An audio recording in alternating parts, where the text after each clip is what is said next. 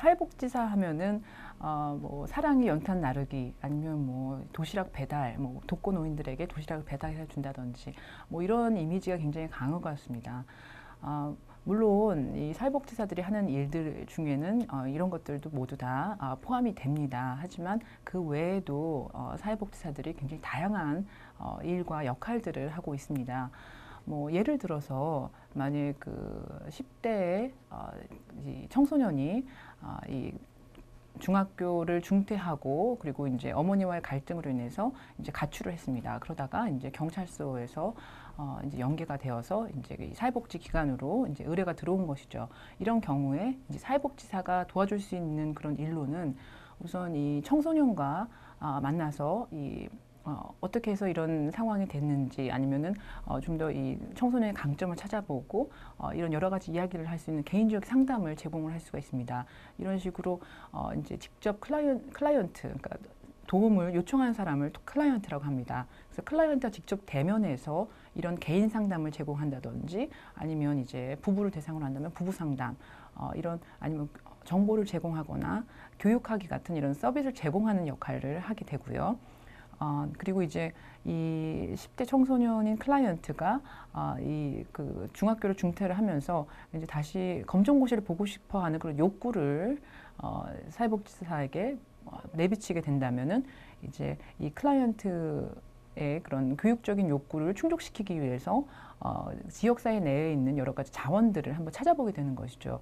예를 들어 검정고시를 준비할 수 있도록 해주는 그런 프로그램이 있는지를 찾아보고 있다면은 이것을 연계해주는 이런 식으로 이 그 지역사회 내에 있는 자원들을 찾아보고 이것들을 클라이언트에게 연계해주는 그런 역할, 이런 역할을 수행을 하기도 합니다. 그래서 이런 중개자의 역할, 또 그 10대 클라이언트가 이 어머니와도 갈등이 많이 있었죠. 그랬을 때 어머니와 이런 클라이언트 간의 이런 그 갈등을 좀 더 완화하고 이런 의사소통을 향상할 수 있도록 도와주는 이런 중재자의 역할을 하기도 합니다.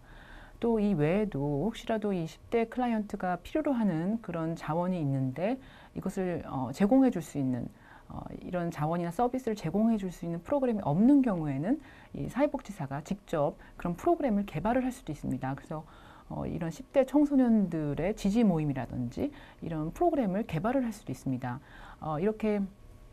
이런 프로그램을 개발하고 혹시라도 이 프로그램이 이 10대 청소년뿐만 아니라 다른 청소년들에게 서비스를 제공하는데 이런 어려움이 있는지를 보고 이런 서비스가 전달하는 체계에 있어서 이게 원활하게 잘 제공이 되는지를 평가하는 역할, 그리고 과연 이 10대 클라이언트에게 이렇게 서비스를 제공한 것, 이런 개입을 한 것이 적절했는지를 평가하는 것, 이런 것들도 사회복지사가 하는 역할입니다. 그래서 이 사회복지사의 역할은 참 다양하다고 볼 수 있습니다. 그래서 방금 이 예시에서 말씀드린 것처럼 이런 클라이언트를 대상으로 상담을 하거나 아니면 정보를 제공하거나 이런 직접적인 서비스를 제공을 하기도 하고요. 그리고 그 자원이 필요한 사람에게 이 자원에 대한 정보를 주고 이 자원을 연결시켜주는 그런 활동들, 그리고 옹호하는 활동들, 이 그 클라이언트의 이익이나 아니면은 목소리를 대변해주는 그런 옹호 활동들, 그리고 여러 가지 평가들, 이 사회복지 서비스가 제대로 전달이 되고 있는지를 평가하고, 그리고 이 서비스의 질을 향상시키기 위해서 좀 더 어떻게 향상시킬 수 있는지에 대한 평가들, 그리고 마지막으로 그 클라이언트의 욕구에 맞춰서 여러 가지 프로그램들을 개발하는 것들, 이런 것들이 전부 다 사회복지사의 역할이라고 할 수가 있습니다.